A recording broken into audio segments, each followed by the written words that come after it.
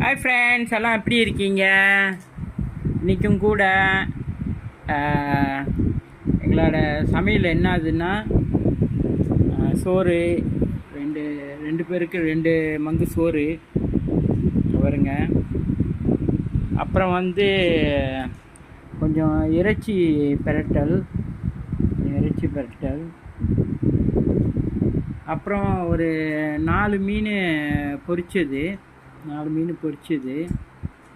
அப்புறம் இது பொன்னாங்கண்ணி கீரை,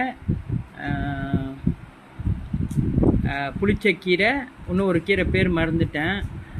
அதெல்லாம் போட்டு கடைஞ்சது ஃப்ரெண்ட்ஸ். தவிரங்க ஒரு சின்ன கடைஞ்சி ஒரு மண் சட்டியில் ஊற்றியாச்சு.